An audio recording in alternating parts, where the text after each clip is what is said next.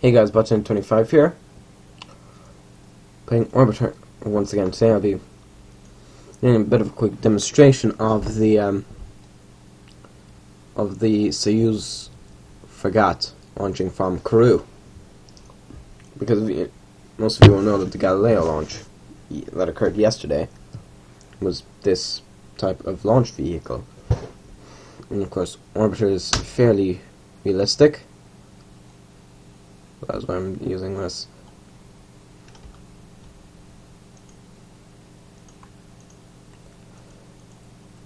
Yeah, I'm pretty sure shortly it should the arm. There we go. That first gantry, which is providing fueling of the upper stage and the payload, I'm presuming. And the second thing retracts, which is fueling this, and then first the engines fire, but the lower arm separates before that. And then the engines ignite and it does a quick systems check, like going up to 20% of the throttle. So you can see Gaia is launching to L2. Where's that?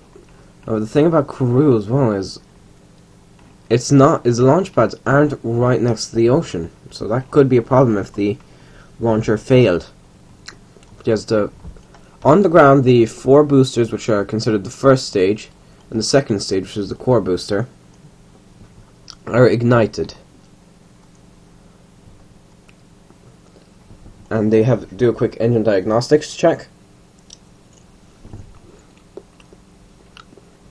and if required they would abort the launch if anything goes wrong. They cut the engines, and those 4 arms that you can see separating off from just above the boosters, like around here, they stay attached, and they reattach all the cables, and everything is nice and tushy.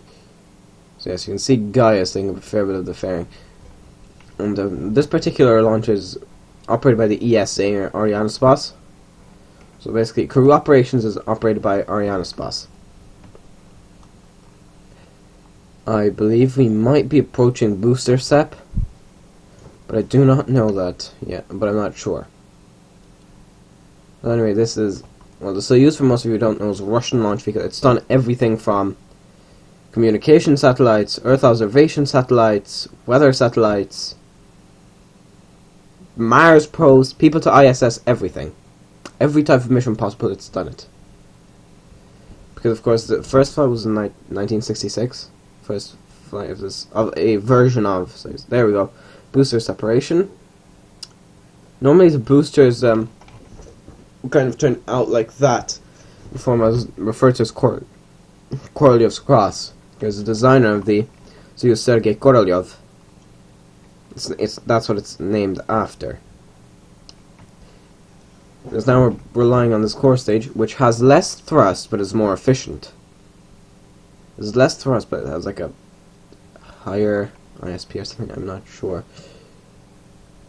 Less thrust, but more efficient.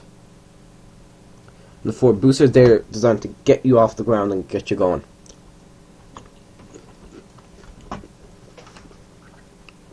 Yes, the reason they launch most spacecraft from Kourou is near the equator, so you can make use of most of the Earth's rotation.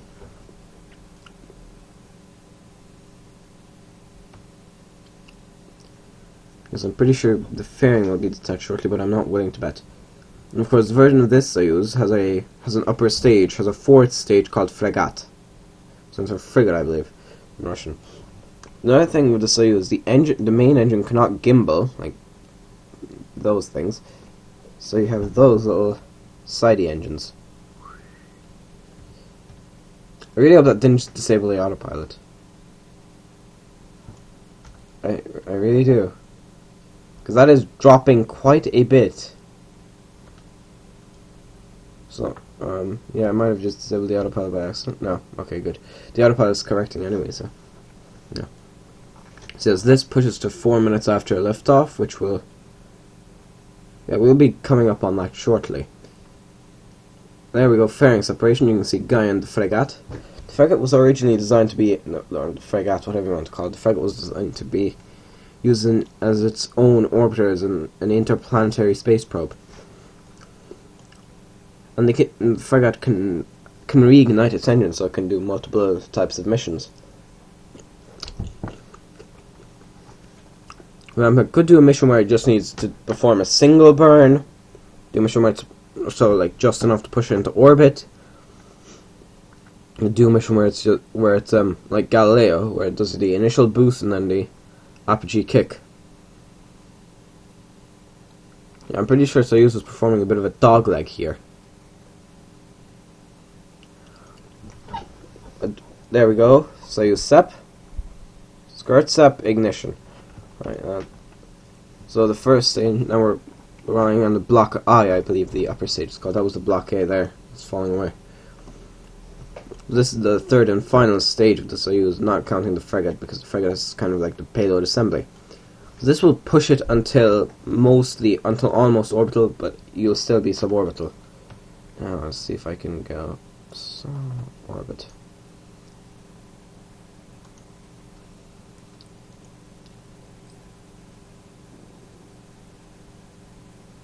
I'm presuming it's minus, but I'm not.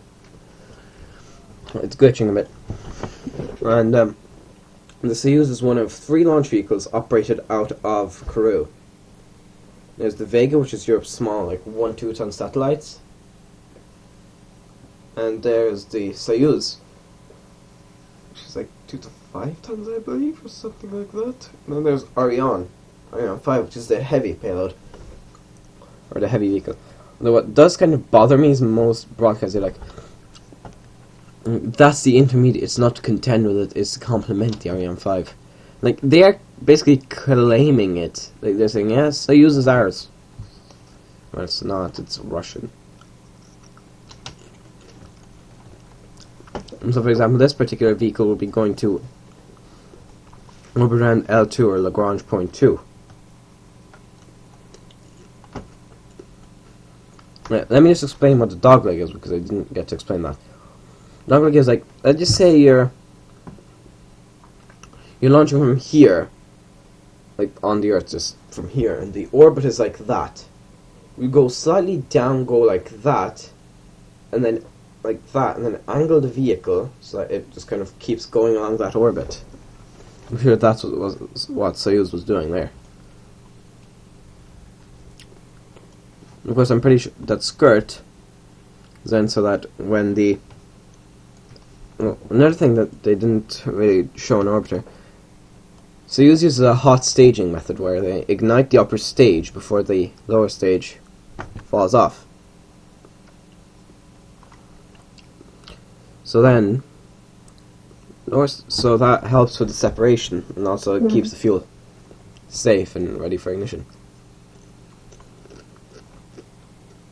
All of these use RP1, which is a rocket-grade kerosene,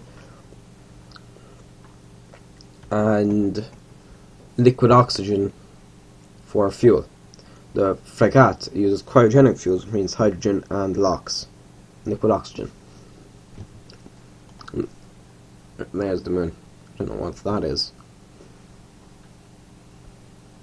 Well, let's check. Jupiter. That's where Kourou is there. So we learn from there, and you can see the way we did the dogleg there. There you go. Right. And you see the Perios is still below the ground. We're not really pointing forward, are we? And I'm presuming we're still performing a bit of the dogleg, so to speak. So the engines are pointing exactly along the direction of travel, along the orbit. It's pointing slightly to the left of the orbit to get us onto said orbit. Also, Atlas V had to do that when it was launching Cygnus, because the ISS wasn't going directly over the launch pad.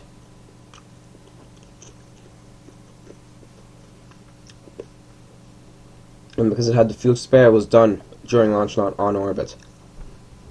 There we go. Now, separation of the block I and ignition of the frigate. Now, frigate will boost us most of the way into orbit.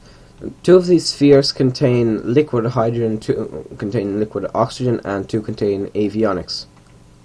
So you can see that's the umbilical, probably, where the umbilicals were attached.